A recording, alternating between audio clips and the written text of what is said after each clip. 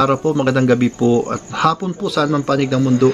Ito muli si Sagap TV. Ang first time po natin na gawa ng reaction itong isang charity vlogger daw po sa Bisaya. Actually po, hindi po natin ito kilala. So, first time po natin na sagapin po itong isang video na napanood po natin at kumakailan ay nag-viral po ito. Isang charity vlogger na may pinuntahan as in nagalit po yung tatay ng dalawang bata. Hindi po natin alam ang punot dulo at ang istorya po nito. So, disclaimer lang po, itong video pong ito ay hindi po natin layunin na saktan po ang bawat individual. Ito po ay base lang po sa ating opinion o pag-aanalisa. Ngunit po, wala po tayong kinakampihan po dito sa dalawang ito, maging kay tatay or ito sa isang charity vlogger na ano po natin, base lang po speculation po natin po ito yung kaya panoorin po natin at yan, play po natin na isa pong lalaki na pumunta po sa parang walang dingding na bahay. Ayan, nilapag niya po yung parang kalahating ng bigas, kaban, at kinausap po yung dalawang bata. Yung isa po ay walang damit, yung isa po ay nakapula. Ngunit tinatanong po ng lalaki, yan, kung ano po tinatanong niya. Siguro hinahanap po siguro yung kanyang ama. Kaya po ini-interview po ng isa pong charity vlogger, isa pong content creator. Ayan. Ayun po, umiyak po yung dalawang bata, oh. Hindi po makapaniwala na may dumating po na tulong po sa kanila. At talagang nakikita po natin sa dalawang batang ito at na-appreciate niya po yung ibinigay po itong charity vlogger na I think po taga Bisaya po ito, hindi po natin kilala. Ayan, kinuha po yung nasa loob niyan. Di po natin alam kung galing po ito sa sponsor or sa kanya pong kinita sa YouTube channel. Ayan po. Ayan, may bigas at mga noodles po, mga something po, mga grocery or ano, mga pangangailangan nila. Ayan po, binigay po. Ayan. Nasa mo makatulog? Talagang nakikita po natin talagang gutom na gutom po yung dalawang bata rito. Talagang wala pa talaga silang kain. Ayan. At may kasama pa po itong nagsasalita rito. Siguro yung cameraman niya or kasama nitong Bisaya na vlogger. Ayan. Ayan. In-interview po yung bata. Kasi kauban din ninyo dere. Tabang ba? Aman papa ninyo.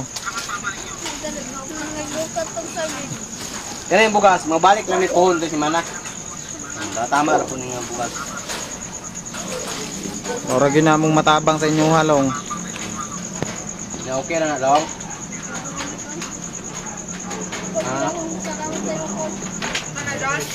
Ayan po, umiiyak na po yung dalawang bata. At bigla may dumating po na isang lalaki pong parang nakakaputi po at nakatakip po yung muka. Siguro po ito po talaga yung tatay mismo. Tapitan. Nakahuna-una laming dalaan na mo dire. Kay napo daw mga bata. Ayan po. Yan, nagpakilala daw tong hindi ko alam kung nagpakilala to na isa pong charity vlogger, tunulungan po yun at lumapit po yung ama ng dalawang bata. Uy pong bata, boss ba? Kapag hatag sa kuwan kay wa daw sila pamahaw pa. Pwede man yung luto na boss? Yan. At merong nakakatensyon na po dito, nagkakatensyon. Kamo. Ayan. Kung magatabang manggaling mo nga parang galit na galit po yung tatay ng bata. dito po sa isang Tulawi akong pamilya. content creator ng charity vlogger. Katabang mo kag video dili ni ka panbay. Yan, sabi daw, Di na ka kon sa mga bay. Vlog mo mo boss. Dili. Boss vlog kay inyo. Kamuray na ka. parang galit po yung tatay nila.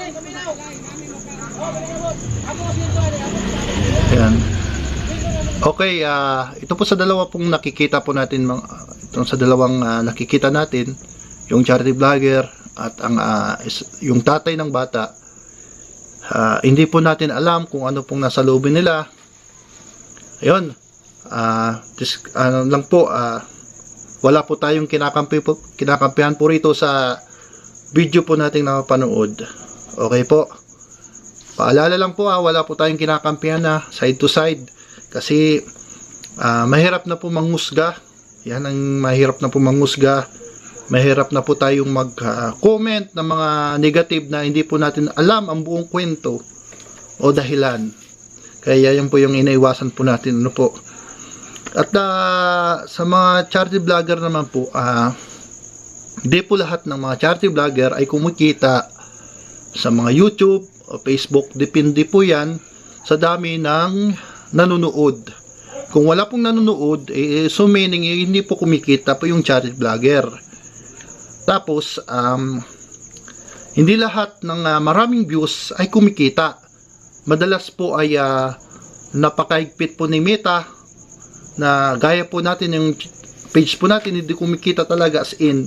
Kasi maigpit po talaga about sa mga violation po si Meta. Sinisilip ni Meta kung karapat-dapat ka, eligible ka sa in-stream ads. Kung hindi naman, sorry talaga. Talagang napakahirap na yung mamonetize. At sentimo lang po ang kinikita sa Facebook. Every po na, kahit million views po yan, sentimo pa rin po ang kinikita. Siguro, pag sunod-sunod na viral, doon na talaga kumikita ng marami. Pero depende pa rin po sa mga vlogger o charity vlogger. Hindi lahat ng charity vlogger ay kumikita. Yan, paalala po Yan. Kasi may mga YouTube na ang bababa ng mga views, wala talaga as in bugok yung di po natin alam kung yung ibang charity vlogger sa puso talaga yung pagtulong, or ang pagtulong talaga nila ay may kapalit, or di po tayo makapagsabi, no comment po tayo sa mga bagay na yan. Ayan po, ang sabi ng tatay dito, kung tutulong po daw ay dapat walang video. Tama naman po. Wala po tayong against katatay na kung tutulong daw ay wala ng video. So, yan.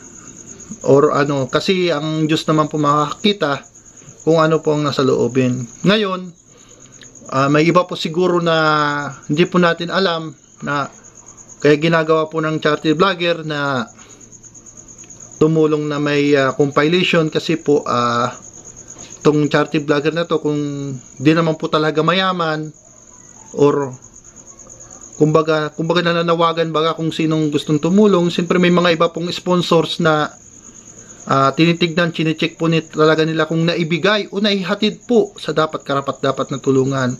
Kasi mahirap naman po na pahulaan lang po na sasabihin ng mga sponsor na, ma'am, nabigay ko na po yung pinangtulong po natin, kaso po hindi ko po binidyohan.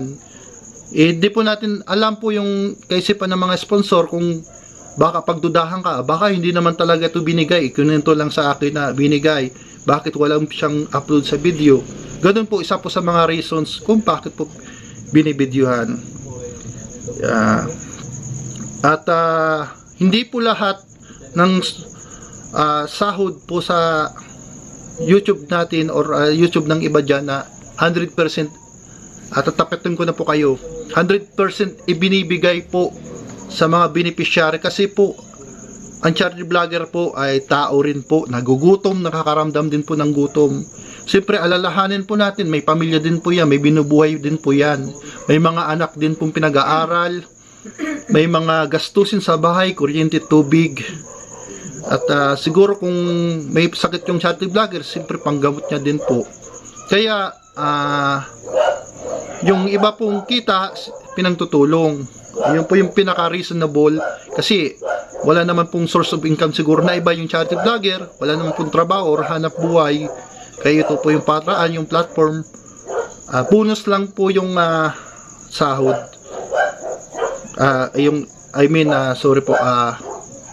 Bonus na lang po yung views kung magkaroon. Kung wala, be thankful po tayo kung may manood o wala. Ayaw mo ka video-video. Galit, balay Ayan mo. po, galit na galit po si Wala, tatay. dili ko ni balay. Katas ba ni mo karbo? Ayun, pinagtatapon niya po yung ibinigay po O galit, pwede man ng boss, kung di mo duwaton. yan, itong content creator at charity vlogger. Tama naman po si tatay na kung tutulong ay wag nang videohan. Tama naman po. At siguro may privacy, bilang privacy po sa kanilang pamilya. Siguro ito yung si tatay, hindi po natin alam, baka may pinagdadaanan sa tindi ng mainit yung ulo ni tatay. Siguro may personal po na pinagdadaanan si tatay, hindi po natin mahusgahan. Kaya nagawa niya yon sa init ng ulo niya. At ito naman po kay charity vlogger, hangad niya po na tumulong. Ngunit ang mali niya lang siguro, hindi po siya nakapagpaalam. Ako po, kami po iba po mga charity vlogger, paalala po natin sa kapwa charity vlogger po, ay ugaliin po natin magpapaalam po sa pupuntahan. Huwag po tayo agad-agad basta-basta magbibideo kasi po may karapatan po sila sa kanilang privacy. Kung willing po sila o hindi. Pag hindi po willing, huwag pilitin. Ayan, payo ko po sa mga kapwa natin charity vlogger, magpapaalam tayo bilang pagrespeto po sa kanila. Kung ayaw po talaga nila, ako nga, bago tayo tutulong is magpapaalam muna tayo kung papayag ba, o ikaw ba, willing ka bang makita sa buong mundo, mapapanood to, or kung ayaw pa talaga nila, gusto nilang magpa-vlog, ang ginagawa po natin, binablur po natin yung mukha kung ayaw po nila, bilang privacy po nila, ano. And then po, may nagko-comment po sa atin na pinagkakitaan daw natin. Hindi po, no. Kasi sabi ko nga kanina, hindi lahat ng charity vlogger ay kumikita ng pera. Yan, kay tatay, sana naman po, kung ayaw niya po magpa-video, sana po, ay wag na naman po itapon yung pagkain. Sayang naman po, kasi po, biyaya po yan galing sa Diyos. Po, para din natin na yung biyaya ng Diyos, itinapon natin. Sayang din naman po. Kung ayaw po talaga magpa-vlog, sana sa magandang usapan po na wag, pasensya na, wag na mo nang i-vlog. Wag mo na itong hindi kami magpapa-vlog. Wag nang itapon, sana ipamigay nyo na lang sa iba. Yun na lang sana sinabing tatay. Itong si charity vlogger, sana wag na sanang ina-upload to, kasi may napapayaman po yung tao na nakita ng ayaw ng tao, in-upload pa. Yan, wala po tayong kinakampi po dito sa dalawa. Pareho po silang may mali. Sa ano lang po. Pareho po silang may mali para sa akin po. Iwan ko po sa inyo, kasi di ko lang po to mahusgahan tong mga taong ito, kasi hindi po natin alam. Kasi mahirap po tayong conclusion to sa dalawang ito. Kasi tatay, alam po natin may problema, may pinagdadaanan. Kaya nagawa niya to. Itong si charity vlogger, hangad niya talaga ay tumulong. Ngunit ang mali niya ay di siya nagpaalam. Kaya ugalian natin paalam. Yan, tapusin natin. Katabang mo, ka-video-video. Pares pumainit pong ulo ng dalawa. Dapat ugaliin natin po na maging kalmado po sa lahat ng bagay. At magpakumbaba na lang. Parehas po sila, sa tingin ko po, sa tingin ko lang po, iwan ko lang po sa inyo.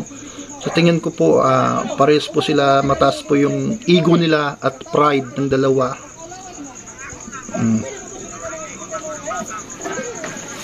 Ayan. Galit na galit daw si tatay kasi daw binibidyuhan. Binibidyuhan. Siguro hindi to nagpaalam tong charity vlogger nito. Hindi in-inform si tatay, siguro nabigla si tatay. Siguro lang siguro.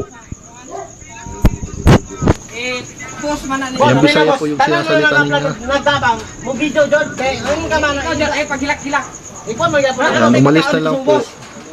Napanood na po natin yung video po at ayan po yung ayon lang po sa ating pag-aanalisa. First time po natin mag-reaction. Ayan po, yun po yung nagkalat na viral videos po. Ayan po. Kay tatay, sana po wag na po, sana itinapon po yung bigas, ibinigay niya lang po sana sa iba, sa pagsabihan na lang po yung content creator na ibigay na lang po ang iba sa tulong, wag na sa akin. Ito man si charity vlogger, itong content creator na to, at sa susunod magpapaalam para walang problema, kasi nabubroadcast po talaga yan. Yan. Siguro yan na lang po ang ating video po ito na yung napanood po sa ating video ito. Ayan. So, sana po no hate, love po tayong lahat. Always pray to God. And wag po makalimot sa may kapal. Yan. Maraming salamat po at sa mga susunod po nating isasagap. Yan, paki-like and share and subscribe po ang ating YouTube channel. And follow po sa ating Facebook page. Yan. Shoutout po natin sila J. Brad TV, Kalampitos TV, Tita Cora, Tito Clim, Tita Mel, HK, at sa lahat po ng mga nanonood dito, at kay Jason Enrico, ating kaibigan. At maraming salamat sa lahat ng mga nanonood dito sa ating YouTube channel. Yan. No, paalala lang po, no hate, just love. Love lang po tayong lahat. Lahat po tayo'y makasalanan at lahat tayo'y mahal ng Diyos. God bless po sa inyo lahat. God bless everyone.